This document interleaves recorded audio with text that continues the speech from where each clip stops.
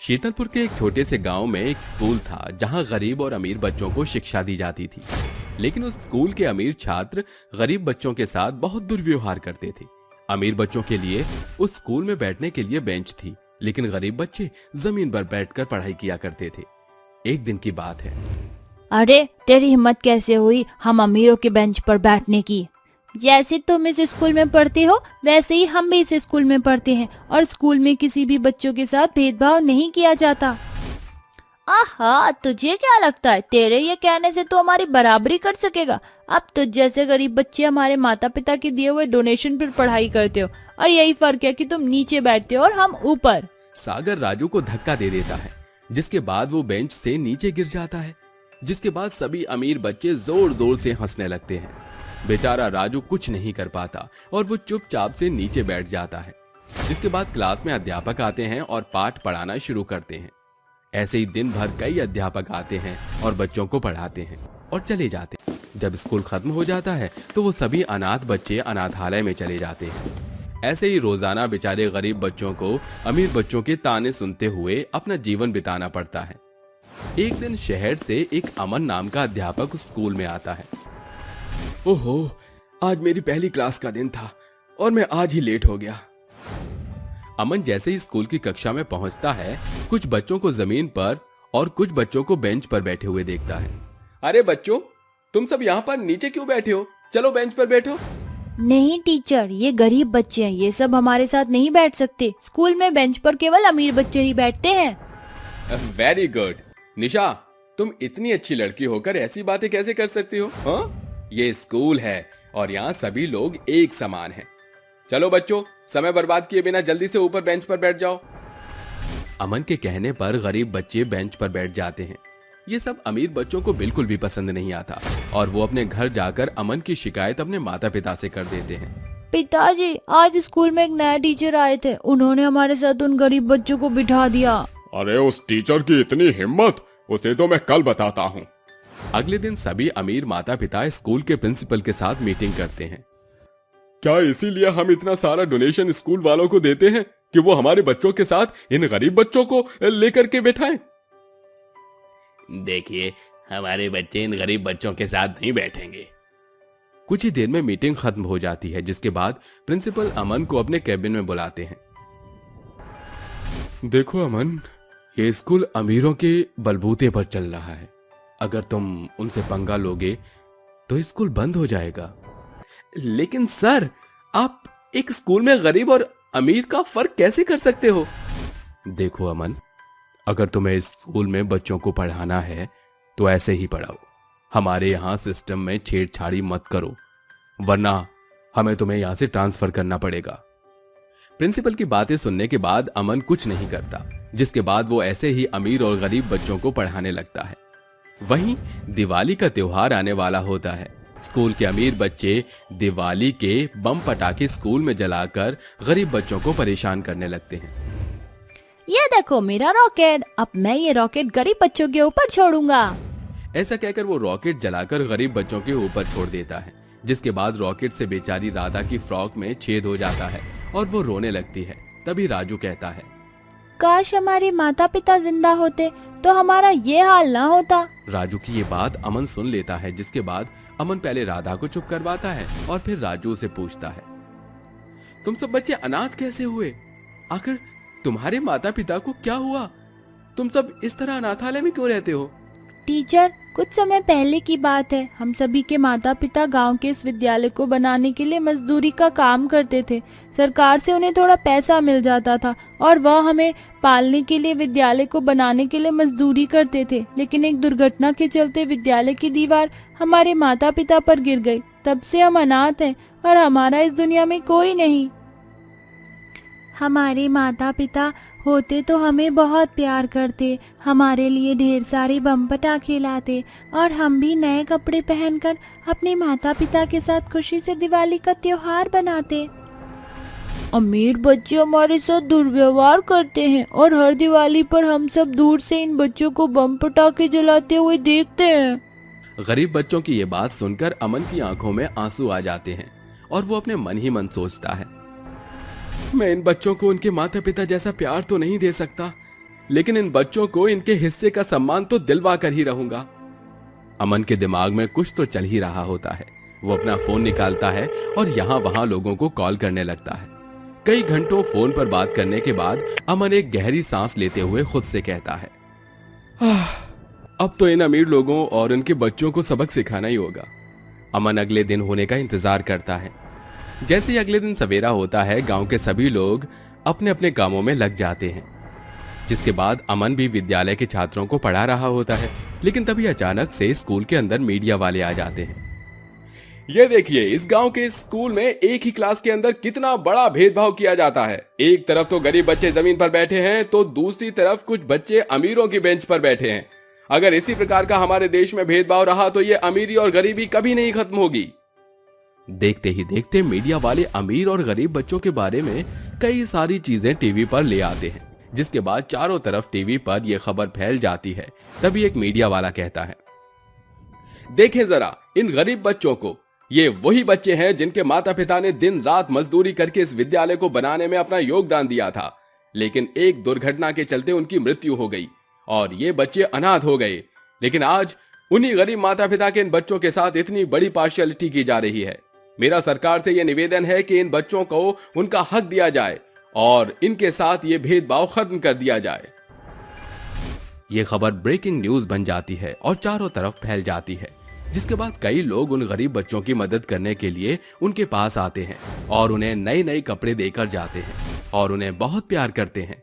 यहाँ तक कि दीपावली के लिए वो उन्हें बहुत सारे बम पटाखे भी देकर जाते हैं। जिसके बाद कई लोग जिन्हें कोई संतान नहीं होती, वो उन बच्चों को अपनाने के लिए भी तैयार हो जाते हैं। देखो बच्चों, आज के बाद तुम्हारे साथ ऐसा कोई भेदभाव नहीं होगा। तुम सभी अनाथ नहीं हो, हैं?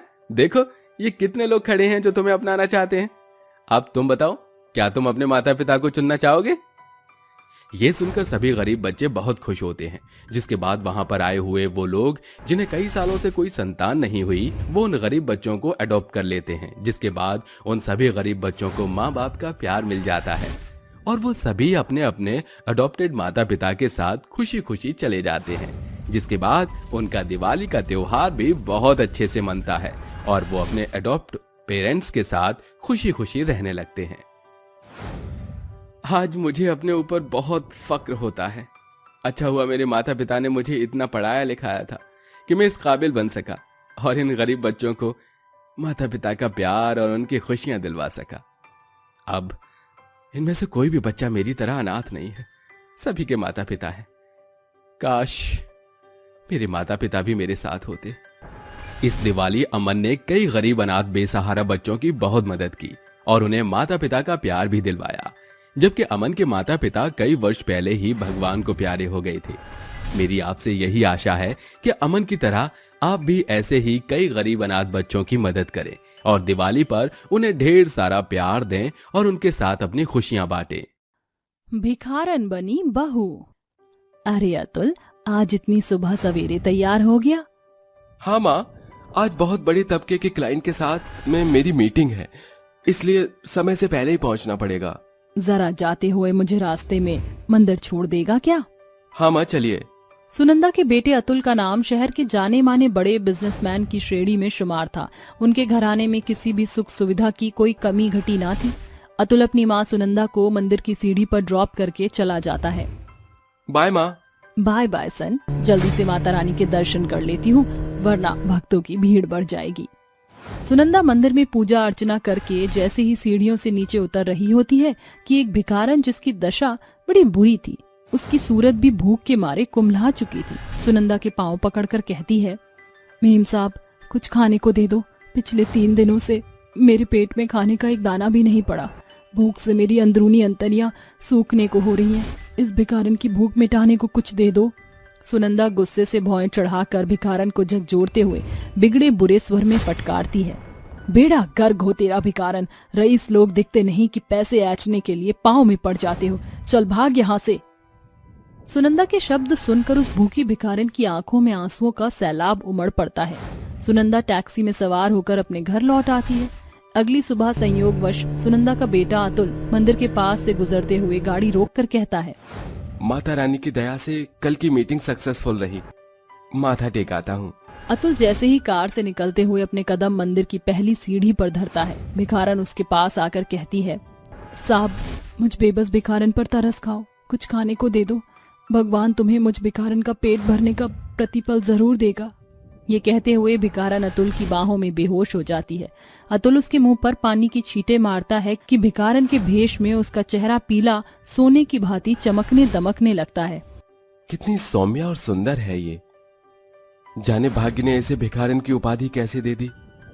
सुनो, क्या तुम ठीक हो? हाँ साहब। अतुल अपनी जेब टटोलते हुए पर्स से कुछ पैसे निकालकर भिखारन को दे देता है। ये लो, इससे कुछ खरीद कर खा लेना। शुक्रिया साहब। अतुल सारे रास्ते भिखारन के बारे में ही सोच रहा था। उसके मन में उस भिखारन की छवि गहरा आकार ले चुकी थी, जिस कारणवश अगली सुबह वह फिर मंदिर में माथा टेकने के बहाने आकर उस भिखारन को अक्सर पैसे देता। फिर एक रोज भिखारन उससे पूछती है, साहब पिछले 15 रोज से आप मुझे ही खा लेने का पेट भरने के लिए पैसे दे जाते हैं, मैं इसे क्या समझूं? आपकी नेक दिली या फिर आपका मुझ भिखारन के प्रति दया भाव? चलो मेरे साथ चलो, तुम्हारे सारे सवालातों के जवाब मिल जाएंगे। अतुल उसे अपनी कार में सवार करके घूमता है। कई घंटे बीत जाते हैं। एक बात कहें, सवेरे से कैसे सांझ ढल गई पता ही नहीं चला। मैं यही सुनना चाहता था, क्योंकि मुझे भी तुम्हारे साथ सफर करके समय का एहसास नहीं होता। अतुल सुनसान सड़क पर कार रोककर हाथ बढ़ाकर पिया को बाहर बुलाकर हिचकते हुए कहता है, क्या मैं तुम्हारा नाम जान सकता हूँ? मेरा नाम पिया है, मगर मेरी पहचान सिर्फ एक भिखारन की है। बचकाने में ही माता पिता को खो दिया, फिर पेट की आग बुझाने के पड़ाव ने भिखारन बना दिया। पिया, मैं तुम्हें पसंद करता हूँ, तुमसे शादी करके जिंदगी भर के लिए तुम्हारा हाथ थामना चाहता हूँ। ये सुनकर भिखारन की आंखें डबडबा जाती हैं, जिसके बाद दोनों साधारण तौर से एक मंदिर में शादी करके दंपत्ति बनते हैं और अतुल पिया के साथ घर पहुंचता है, जहां दरवाजा खोलते ही सुनंदा के होशो हवास उड़ जाते हैं। ये तो वही भूखी भिखारन है जो मंदिर के बाहर मुझसे टकराई थी। माँ, अब से पिया भिखारन नहीं बल्कि आपकी बहू है। बौरा गया है क्या अतुल बेटा? ये कैसी बहकी बहकी बातें कर रहा है? मैं इस भिखारन को सातों काल में अपनी बहू नहीं स्वीकारूंगी। माँ, अग्नि को साक्षी मानकर मैंने पिया को अपनी पत्नी स्वीकारा है। यही आपकी बहू है और भावी भविष्य में भी यही आपकी बहू रहेगी। ये सुनकर सुनंदा का गुस्सा 7वें आसमान पर पहुंच जाता है, जिसके बाद वह तिल मिलाकर पांव पटकते हुए कमरे में चली जाती है। मुझ बैरन के कारण आप माँ बेटे के बीच बात बिगड़ गई है। पिया, तुम खुद को दोषी करार मत दो। माँ भी गुस्से में है, शांत होने के बाद तुम्हें स्वीकार कर लेंगी। अतुल पिया को कमरे में ले जाता है। अगली सुबह अतुल देर सवेर दफ्तर चला जाता है। सांझ को लौटता है। पिया, माँ तुम्हारे पास आई थी? जी नहीं, उन्होंने खुद को कल रात से ही कमरे में बंद किया हुआ है। ये लो, तुम्हारी खातिर कुछ सामान लाया हूँ, मैं माँ से मिलकर आता हूँ। अतुल के दरवाजा खटखटाते ही सुनंदा कहती है, दरवाजा खुला है अतुल।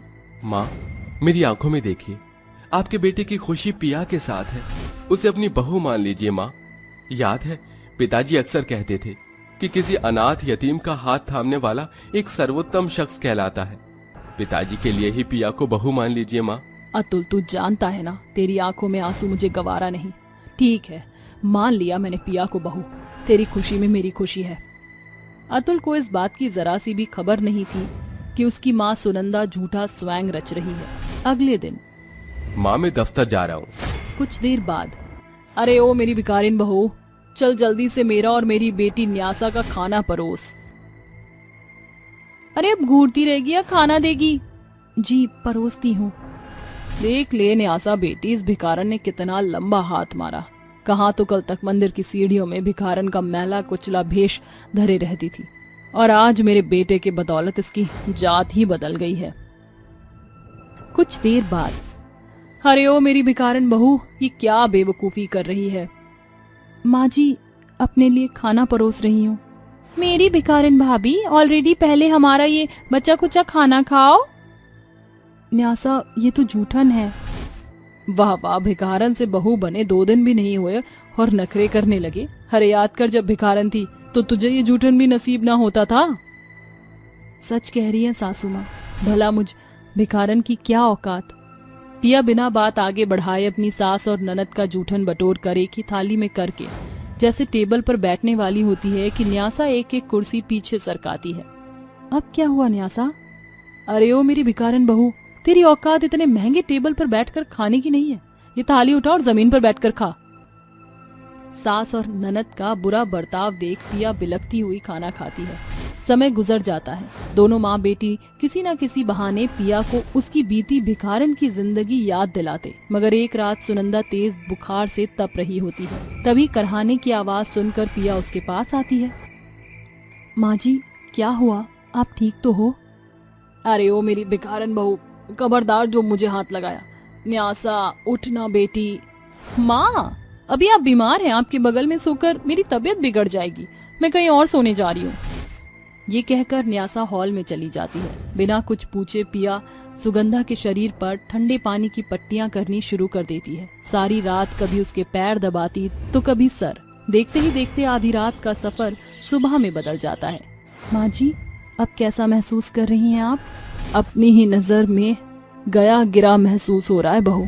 जिस बेटी को सैकड़ों पीड़ा का पड़ाव पार करके पैदा किया, पाला पोसा, कल उसने मुझे रोग के थाक में छोड़ दिया। और जिसे मैंने कूड़ा कीच कहा, उस बहू ने मुझे रोगों से उबारा। आज मैं बेहद भाग्यशाली महसूस कर रही हूँ कि एक बड़े दिल वाली भिखारन मेरी बहू है।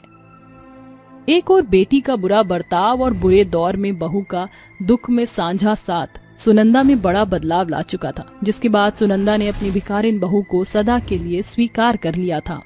गांव की बहू वर्सेस शहर की बहू।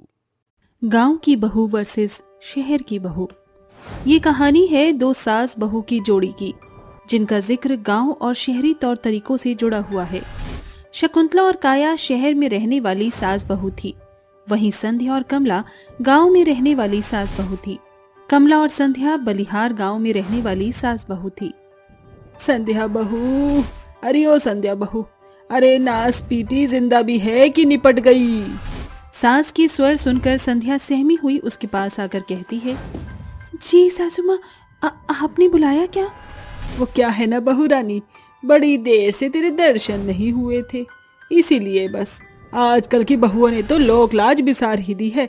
न सर पर पल्लू है, न आंखों में शर्म। वो माँ जी, शायद भागकर आने से सर का पल्लू सरक गया। ये सुनकर क्रूर कमला बेरहमी से संध्या की बाल पकड़कर बोलती है, करम जली, बंद कर अपनी बकैती। आगे से अगर सर से आंचल सरका तो तेरी हेकड़ी निकाल दूंगी। ये पहली दफा न था जब संध्या को अपनी क्रूर शासक कमला का सताव सहना पड़ा था। दूर खड़ा संध्या को देख उसका पति सुनील कहता है, कैसा पति हूँ, ये देखकर भी कि मेरी माँ मेरी पत्नी पर दुखों का पहाड़ बरसा रही है, मैं कुछ नहीं कर सकता। हर बार संध्या को बेचारी बेबस बहुओं की तरह सास का सताव सहन करना पड़ता है। ये तो रही गांव की सास बहू की बात। आइए एक नजर शहरी सास बहू शकुंतला और काया पर प्रतिबिंबित करते हैं। 60 साल की बूढ़ी शकुंतला एक चटाई बिछाए रसोई घर में सोई थी। तभी उसकी कसाई बहू काया रसोई घर में सो रही अपनी सास पर बर्फीला पानी डालते हुए बोलती है, अरे ओ बुढ़िया, चल उठ, सवेरे के 7 बज गए और तू है कि घोड़े बेचकर मजे से सो रही है। बहू, मेरी तबीयत ठीक नहीं, सारा बदन बुखार से तप रहा है। आहा, मेरी सासू माँ बीमार हैं। ये बहानेबाजियां मैं बखूबी समझती हूँ। फटाफट से उठकर मेरे और कुणाल के लिए ब्रेकफास्ट बना, वरना तेरी झुलसी बूढ़ी चमड़ी उधेड़ने में मेरे हाथ बिल्कुल नहीं कांपेंगे। सासू माँ। अपनी शहरी बहू के खौफ से बेचारी बूढ़ी शकुंतला कामकाज करने लगती है, क्योंकि वो ये बखूबी जानती थी कि अगर वो मनाही जाहिर करती तो उसकी बहू उसे बाहर का रास्ता दिखा देगी। देख रहे हो कुणाल के बाबूजी, हमारे अपने बेटे ने बहू के आ जाने के बाद बुढ़िया को इस घर का बाई बना दिया। अपनी ही घर में मैं बुढ़िया बतौर बाई बनकर अपने पापी पेट की आग बुझाने को बेबस हूँ। ये बोलते हुए शकुंतला की आंखों से बेबसी की बदरी बरस पड़ती है। जहाँ एक और गांव में संध्या अपनी क्रूर सास कमला का सताव सह रही थी, वहीं शहर में शकुंतला बतौर अपनी बहू काया के कड़वे बोलबाला सह रही थी। समय गुजरता गया। फिर एक सांझ, सासू माँ, रात के खाने में बनाने के लिए कोई भी साग सब्जी नहीं है, आप बाजार से ला दीजिए। बेड़ा गर्ग हो तेरा, जब मुंह खोलती है खर्चे की बात बोलती है। तेरे बाप ने यहाँ नोटों का पुलिंदा थोड़ी बांधा है। इतनी जल्दी सब्जी कैसे खत्म हो गई? माँ जी, परसों रोज आप सिर्फ 50 रुपए की सब्जी लाई थी। वो तो गनीमत है कि मैंने भरसक वो सभी 4 बार बना दी। कोई बड़ा निशाना नहीं साध लिया तूने। जाकर बनिए की दुकान से 2 अंडे लिया, और सुन, उसकी भुर्जी सिर्फ मुझे और मेरे बेटे की थाली में परोसियो। अगर तेरे पेट में एक भी दाना पड़ा तो हलक से बाहर निकाल लूंगी कलमुही। संध्या सास के सुझाए अनुसार ही खाना बनाकर दोनों की थाली में परोस देती है। संध्या, तुम भी बैठकर खा लो। अरे बौरा गया है क्या सुनील बिटवा? सास से पहले बहू बैठकर ऐसे खा सकती है क्या? ज्यादा पत्नीव्रता मत बन। बहू के लिए पहले ही उसका पेट पहाड़ है। सुनील अपनी बीवी के प्रति कमला के बुरे रवैये से बखूबी परिचित था। संध्या का कुमलाया चेहरा और होठों पर पड़ी हुई सुर्खियां उसके दुखों को साझा कर रही थी, मगर सुनील अपनी माँ के हाथों मजबूर था। इधर शहर में शकुंतला का भी हाल संध्या से मिलता जुलता था। अरे ओ बुढ़िया, खबरदार जो इस खाने को हाथ लगाया। ये पकड़, पहले तुझे ये बासी रोटियां खानी है। तरोताजा खाना खा कर तेरी आदत बिगड़ गई है। अरे बहू, अपनी बुजुर्ग बूढ़ी सास पर जरा तो रहम कर। अगर मैं ये बासी खाना खाऊंगी तो मुझे बदहजमी हो जाएगी। अरे बदहजमी होती है तो हो जाए। किसे पूछकर तूने ये रोटियां बढ़ाकर बनाई थी? बहू, खाना तो मैंने नपातुला ही बनाया था। मुझे क्या खबर थी कि तुम दोनों कल रात बाहर से खाकर आ जाओगे। अच्छा, तो तेरी बुरी नजरें हमारे खाने पर बिगड़ने लगी। अब ये भुगतान तो तुझे बड़ा महंगा पड़ेगा। अब तो ये बासी खाना खत्म नहीं कर देती जब तक तू एक बार भी तुझे ताजा खाना नसीब नहीं होगा। दांत गिरने को हो रहे हैं और जुबान का स्वाद भरपूर चाहिए बुढ़िया को। काया के कारण बेचारी शकुंतला रोते बिलखती हुई वो सूखी रोटी खाती है, जिससे अगली सुबह उसकी तबीयत बिगड़ जाती है। तभी काया रसोई घर का रुख करती है। अरे ओ बुढ़िया, चल उठ, सुबह हो गई, उठ। अरे कहीं निपट तो नहीं गई? खामका खर्चे का घर बढ़ जाएगा। हाँ बहू। ये कुणाल और मेरे कपड़े हैं, गौर से सुन। ये सारे कपड़े एकदम महंगे हैं। अगर एक भी कपड़ों की जात बिगड़ी ना तो तेरा खाना बंद करके हर्जाना वसूल करूंगी। बासी खाने से शकुंतला को बुरी तरीके से बदहजमी होती है। उसका शरीर साथ देना बंद कर देता है। कपड़े धोने के दौरान शकुंतला की बूढ़ी आंखें बोझल हो जाती हैं, जिसके बाद वो बेहोश हो जाती है। दोनों दंपत्ति उसे लेकर खैराती अस्पताल आते हैं और कुणाल कहता है, मिल गया सुकून आपको? आपके इस बदहजमी की बीमारी के चलते मेरी लाखों की बड़ी डील दांव पर लग गई। अरे इसका हर्जाना कौन भरेगा? उस खड़ी जैसे शकुंतला के सब्र का बांध जवाब दे जाता है। वो सिसकते हुए कहती है, बेटे, तेरे बाबूजी के जाने के बाद से पिछले 5 साल में पड़ाव से बाई बनकर तेरी और बहू की जी हुजूरी कर रही हूँ। अगर 30 दिन का 3000 भी जोड़ा जाए तो तेरे लाख रुपए का हर्जाना पूरा हो जाएगा। आज तेरी बूढ़ी माँ तेरे लिए बोझ बन गई है। तूने मुझे खैराती अस्पताल में पटक दिया, मगर तेरी छोटी से छोटी तकलीफ में इस माँ ने अपने महीनों की जोड़ी हुई जमा पूंजी बिना अपनी सोच के झोंक दी। शायद ये उसी का सिला है। और बहू, जिस पति पर तू धौंस जमाती है वो मुझ बुढ़िया की बदौलत तुझे सौगात में मिला है। शकुंतला की सच बात से दोनों दंपत्ति शर्मसार हो जाते हैं, जिसके बाद वो अपनी गलती को सुधार लेते हैं। माँ, अपने इस नकारे बेवकूफ बेटे की बेअक्ली के लिए उसे माफ कर दो। कुछ समय के लिए मैं भटक गया था। ससुराल हमेशा से बहू के लिए बंधक बना है, मगर मैंने अपनी सुलझी हुई सास का बहुत बुरा फायदा उठाया। ससुराल और सास का शासन जाना ही नहीं। बहू, बीती बातों को भूल जा, एक नई शुरुआत करते हैं। शहरी बहू काया को सास की कदर समझ आ गई थी और ये गांव की गरीब बहू संध्या पर गौर फरमाते हैं। अरे ओ कामचोर, किसी काम की नहीं तू, बला कहीं की, काम की न काज की, दुश्मन अनाज की। बस माँ जी, बहू चाहे लाख बेहतर कर ले, सास उसके काम में कोई ना कोई कमी निकाल ही देती है।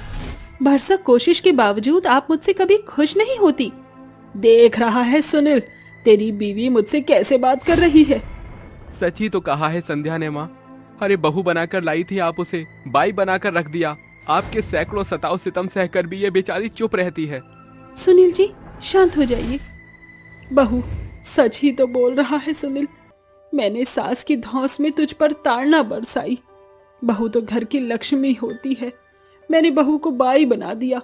बेटे के ये कड़वे बोल से आज मुझे तेरी कदर समझ आ गई है। ये सुनकर संध्या सिसकते हुए अपनी सास के गले लग जाती है। माँ जी, मैं जानती थी कि एक न दिन आपको मेरी कदर जरूर समझ आएगी। आज मेरा सपना साकार हो गया। इस तरह शहरी सास शकुंतला और गांव की बहू संध्या का जीवन बदल जाता है। वकील साहब, मेरे जाने का समय आ गया है। मुझे जाने से पहले अपनी सारी प्रॉपर्टी अपने दोनों बेटों के नाम करवानी है। ये लीजिए, इन पर अपने हस्ताक्षर कर दीजिए। कल्याणी तुरंत पेपर पर साइन कर देती है, जिसके बाद वो अपने दोनों बेटों और बहू को बुलाती है। अरे राजवीर, चिराग, कहाँ हो तुम दोनों? जल्दी से यहाँ पर आओ, मुझे तुमसे कुछ जरूरी बात करनी है। अपनी माँ की आवाज सुनते ही चिराग और राजवीर अपनी पत्नियों के साथ वहाँ पहुँच जाते हैं। बेटा, जिंदगी में एक ना एक दिन सबको आना है और सबको जाना है। इसी तरह मेरा भी समय आ गया है वापस जाने का। मैंने अपनी जाने से पहले सारी प्रॉपर्टी तुम दोनों भाइयों के नाम कर दी है। तुम दोनों भाई एक साथ खुशी खुशी रहना। वे दोनों कुछ कहते ही इतने में उनकी बूढ़ी माँ अपनी सांसें छोड़ देती है और भगवान को प्यारी हो जाती है, जिसके बाद दोनों भाई मिलकर अपनी माँ का अंतिम संस्कार कर देते हैं। माँ के बिना सब अधूरा लग रहा है। उनके जाने का मुझे भी अफसोस है, लेकिन आप परेशान मत होइए, सब ठीक हो जाएगा। वहीं दूसरी तरफ चिराग की पत्नी समीक्षा चिराग से कहती है, देखिए माँ जी तो चली गई, अब हम अपनी जिंदगी को अपने तरीके से जी सकते हैं। अरे, ये तुम कैसी बातें कर रही हो? देखो, जो होना था उसे भूल जाओ। अब हमारे पास इतना सारा पैसा है, इतनी सारी प्रॉपर्टी है, तो हमें इसका फायदा उठाना चाहिए और अपनी जिंदगी को अच्छे से जीना चाहिए। चिराग समीक्षा की बातों में आ जाता है और अपना सारा पैसा ऐसे ही अपने शौकों में उड़ाने लगता है। वहीं दूसरी तरफ राजवीर अपनी पत्नी के साथ मिलकर अपने नए बिजनेस की शुरुआत कर देता है। एक दिन समीक्षा शॉपिंग मॉल में शॉपिंग कर रही होती है, तभी वहाँ उसे मेघा मिल जाती है। अच्छा, तो तुम भी करवा चौथ की शॉपिंग करने आई हो यहाँ? नहीं, बस घर की जरूरत का सामान ले रही हूँ। वैसे तुम कैसी हो? सब ठीक तो है ना?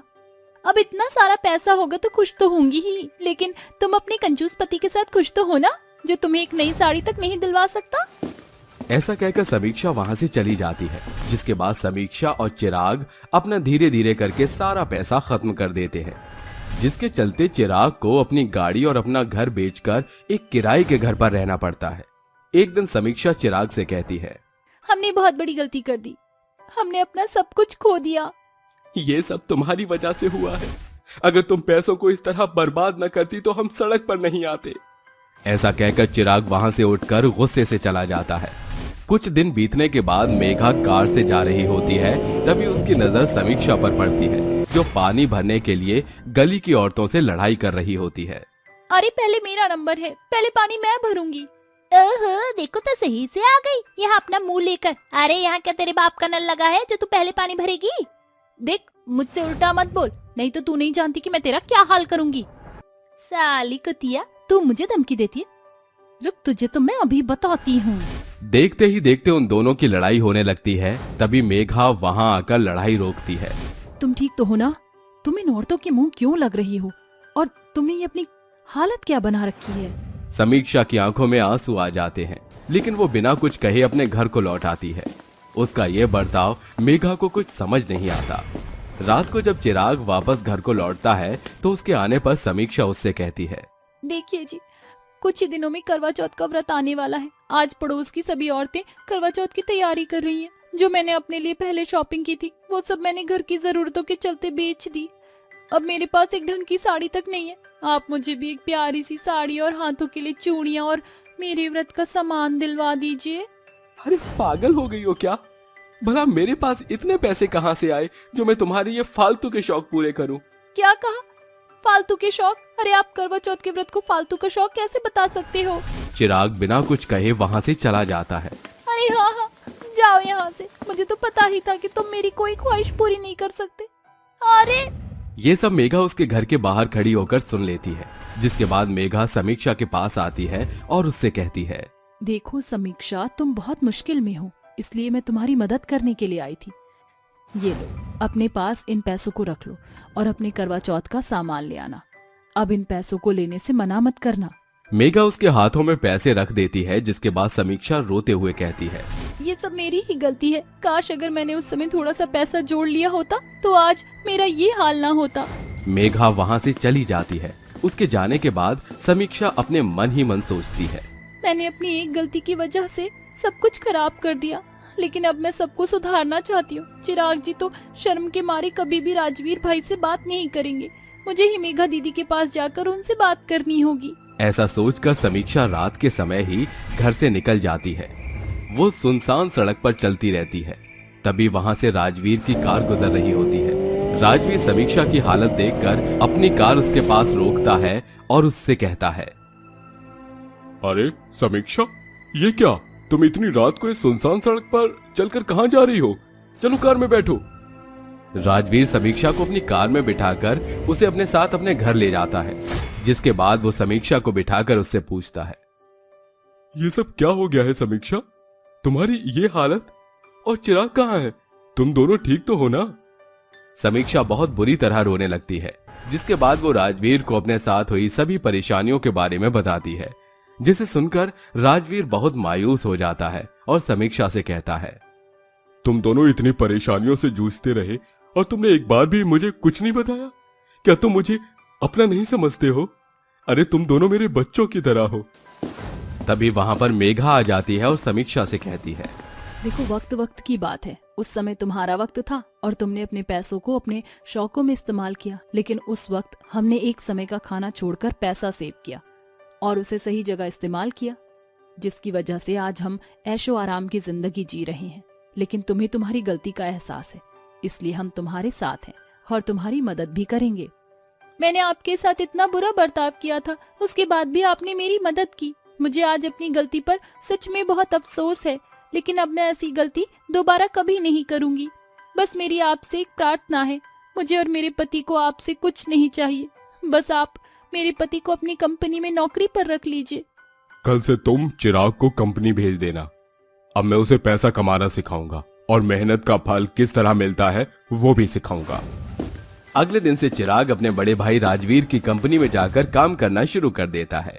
राजवीर अपने छोटे भाई को अपनी कंपनी में सबसे छोटा काम देता है, ताकि उसे अपने पैरों पर खड़ा होना आ सके। ये बात चिराग को समझने में देर नहीं लगी और वो अपना काम मन लगाकर करता है। देखते ही देखते वो अपनी मेहनत और लगन से अपने भाई की कंपनी में मैनेजर की पोस्ट पर आ जाता है। धीरे धीरे वो अपने हालात भी ठीक कर लेता है, जिसके बाद वो अपनी पत्नी समीक्षा के साथ करवा चौथ का त्योहार अच्छे से मनाता है। 3 जादुई सोने के बाल वाली रानियां। मगध साम्राज्य के राजा थे भूपति नरेश, जिनकी 3 रानियां थीं, पद्मिनी, कलावती और इंद्रावती। उन तीनों की खासियत ये थी कि उनके बाल जादुई सोने के बाल थे। राजा तीनों रानियों से एक समान प्रेम करते थे। तीनों रानी कक्ष में बैठी बातें करते हुए कहती हैं, ईश्वर हम रानियों पर कितना मेहरबान है ना। हम तीनों बहनें भी हैं और सोने के जादुई बाल वाली रानियां भी। तभी तो राजा हमें इस महल से बाहर कदम नहीं रखने देते, क्योंकि हम रानियों को सोने के जादुई बाल का वरदान प्राप्त है। तीनों रानियां ये कह ही रही थी कि उनके पति यानी कि राजा नरेश प्रवेश करते हुए कहते हैं, हमारी तीनों रानियों में क्या वार्तालाप हो रही है? जरा हम भी तो सुने। राजा नरेश को उनकी पत्नियों का सादर प्रणाम। राजा नरेश को उनकी पत्नियों का सादर प्रणाम। राजा नरेश को उनकी पत्नियों का सादर प्रणाम। हम आप तीनों रानियों के बाहर जाने से इसलिए भयभीत होते हैं कि कहीं आपके जादुई सोने के बाल आपके लिए खतरा साबित न हो जाएं। राजा नरेश ने अपने संपूर्ण साम्राज्य की बागडोर को बखूबी संभाल रखा था, जिस कारण उनकी प्रजा उनसे काफी प्रसन्न थी। पर कुछ ही वर्षों में समय का ऐसा चक्र घूमा कि पूरे साम्राज्य में अकाल की स्थिति आ चुकी थी, जिस कारण वहाँ की प्रजा राजा से कहती है, महाराज को उनकी प्रजा का सादर प्रणाम। महाराज, हालत बद से बदतर होते जा रहे हैं। सभी घरों की स्थिति कंगाली में बदल गई है। हमारे पास अब जरा भी धन नहीं। अब हम अपनी आर्थिक जरूरत कैसे पूरी करें? प्रजा की देखरेख करना एक राजा का कर्तव्य होता है, पर महाराज आप तो हाथ पर हाथ धरकर बैठे हुए हैं। ऐसे तो आपकी प्रजा भूखा मर जाएगी। जिस प्रजा को वर्षों से अपने राजा पर आंख बंद करके भरोसा था, आज मेरी वही प्रजा मुझसे सवाल कर रही है। राजा, आप हमारी समस्या पर ध्यान केंद्रित कीजिए। राजकोष एकदम खाली हो चुका है।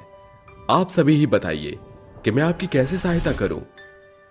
आप जानबूझकर हमें अनदेखा कर रहे हैं या आप स्वयं ही हमारी मौत का कारण बनना चाहते हैं? क्या तात्पर्य है आप सभी का? मुद्दा एकदम साफ है। आपकी तीनों रानियों के जादुई सोने के बाल हैं। आप उनके जरिए राजकोष भी भर सकते हैं और हमारे खाते भी। ये बोलकर सभी प्रजा राजा के महल से चली जाती है और राजा निराश होकर अपनी तीनों रानियों के पास आते हैं। उन्हें चिंता में देखकर तीनों रानियां कहती हैं, क्या हुआ महाराज, आप इतनी चिंता में क्यों डूबे हैं? मेरी प्रजा बिखरती जा रही है। मुझे आप तीनों रानियों की सहायता की जरूरत है। महाराज, हम आपकी अर्धांगिनी हैं और हम तीनों ही जादुई सोने के बालों वाली रानियां हैं। एक राजा की रानी होने के नाते प्रजा की जरूरतों को पूरा करना हमारा कर्तव्य है। जादुई सोने के बालों वाली रानियां अपने बालों को आदेश देते हुए कहती हैं, हमारे जादुई सोने के केश, हमें तुम्हारी सहायता की जरूरत है। जल्दी से अपना जादू दिखाना शुरू करो और हमें सोने के सिक्के दो। तीनों रानियों के कहते ही उनके जादुई सोने के बाल एकदम से लंबे हो जाते हैं, जिसमें से इंद्रावती के बालों से सोने के सिक्के, कलावती के बालों से सोने के जेवर और पद्मिनी के बालों से सोने के टुकड़े बरसने लगते हैं। और रानियां कहती हैं, महाराज, इन्हें जरूरतमंद प्रजा को देकर अपना बोझ दूर कीजिए। शायद इसी दिन के लिए हमारे जादुई बाल हमें प्राप्त हुए थे। मैं कितना सौभाग्यशाली हूँ जो ऊपर वाले ने मुझे जादुई सोने के बाल वाली 3 रानियों का पति होने का हक ठहराया। रानियों के सोने के बालों से निकले सोने के लगे ढेर को राजा अपने सेनापतियों की सहायता से ले जाकर सारी प्रजा में बांट देता है, जिससे उनकी जरूरत पूरी हो जाती है। और जब कभी भी राजा को अपनी प्रजा की मदद करनी होती तो वो अपने सोने की बालों वाली रानियों के बालों से सोने की मांग करके प्रजा की जरूरत पूरी किया करते। एक रोज राजा अपनी रानियों से कहते हैं, हमारी तीनों प्रिय रानियों, आज शाम आप लोग अच्छे से सज धज जाइएगा। महाराज, आज शाम को कोई खास महोत्सव है क्या? आज हमारा एक बेहद ही पुराना मित्र हमारी तीनों रानियों से भेंट करने आने वाला है। कहीं वो भी हम तीनों रानियों के सोने के बालों को देखकर आपसे ईर्ष्या न करने लगे। तीनों रानियां आकर्षक वस्त्र पहनकर तैयार हो जाती हैं और चांदी की कंघी से अपने सोने के बालों को संवारने लगती हैं। थोड़ी ही देर में नरेंद्र उनके घर आता है और राजा उससे अपनी जादुई रानियों का परिचय कराते हुए कहते हैं, नरेंद्र, ये है मेरी तीनों रानियां, कलावती, इंद्रावती और पद्मिनी। ये कैसी जादुई रानियां हैं जिनके बाल खरे सोने के जैसे चमक रहे हैं? सोना नहीं चमकेगा तो क्या मिट्टी चमकेगी? हम तीनों के ये बाल सोने के ही हैं। काश ये तीनों सोने की जादुई बाल वाली मेरी रानियां होती तो मैं इस नरेश की किस्मत से भी प्रबल हो जाता। नरेंद्र, चलिए भोजन करने का वक्त हो गया है। खाने की मेज पर बैठा नरेंद्र के लालची आंखें उन तीनों रानियों के सोने के बालों को ही लगातार निहार रही थी। तभी अचानक वो कहता है, वैसे आपके ये बाल जादू करना भी जानते हैं क्या? आप तीनों के सुनहरे बाल हैं कैसे? क्योंकि हम तीनों रानियां सगी बहनें हैं। हमें बचपन से ही सोने के जादुई बाल का ईश्वरीय वरदान प्राप्त है। इतना ही नहीं, हमारे सोने के ये बाल सोने के सिक्के, जेवर और सोने के टुकड़े भी बरसाती हैं। अगर कोई हम रानियों के सोने के बालों को काट कर रख ले तो वो भी धनवान हो जाएगा। ये सुनकर नरेंद्र के मन में लालच की भावना और भी प्रबल हो जाती है और वो अपने मन में कहता है, अच्छा है जो इन तीनों बेअकल जादुई सोने की बाल वाली रानियों ने अपना भेद मेरे सामने खोल दिया। अब मैं इनके बालों से इनसे भी ज्यादा धनवान बन जाऊंगा। नरेंद्र अधिक अमीरी की लालसा में अपने भाड़े के टट्टू को रात के अंधेरे में रानियों के बाल काटने को भेजता है और वो तीनों खिड़की के रास्ते पहुंचकर कहते हैं, कालू, बबलू, इससे पहले कि इन 3 रानियों की नींद खुले जल्दी से इनके सुनहरे बाल को काट लो। दीनू, इन रानियों के जादुई बालों से हम खुद भी तो अमीर हो सकते हैं। इनके सोने के बालों को देखकर तो मुझे लालच आ रहा है। ये कहकर कालू कलावती रानी के बालों को काटने की कोशिश करता है, पर लाख कोशिश के बाद भी वो उसके बाल काटने में कामयाब नहीं हो पाता। फिर वो कहता है, ये रानी के बाल हैं या जानवर के खाल? कब से काट रहा हूँ, एक भी बाल हाथ में नहीं आया। फिर दीनू कोशिश करके कहता है, तेरे बस की बात नहीं है, मैं करता हूँ। दीनू इंद्रावती रानी के बालों को काटने के लिए जैसे ही आगे बढ़ता है, उसके सोने के जादुई बाल दीनू को लपेटकर महल के कमरे में खूब पटकते हैं और वो घायल होकर कराह कर कहता है, अरे ये सोने के बाल हैं या बवाल? कितना जबरदस्त धोया है। 206 हड्डियों को कहीं दुगना न कर दे। अरे भैया मैं तो चला। फिर बबलू कोशिश करके कहता है, कैसे मर्द हो तुम, एक रानी के बाल नहीं काट पाए, मैं काट कर दिखाता हूँ। बबलू पद्मिनी रानी के बालों को काटने के लिए जैसे ही आगे बढ़ता है, पद्मिनी रानी के बाल उसे खिड़की से नीचे पटक देती हैं और तीनों रानियां नींद से उठकर कहती हैं, तुमने क्या सोचा कि हमारे बालों को काट के ले जाओगे और हमें स्मरण भी ना होगा?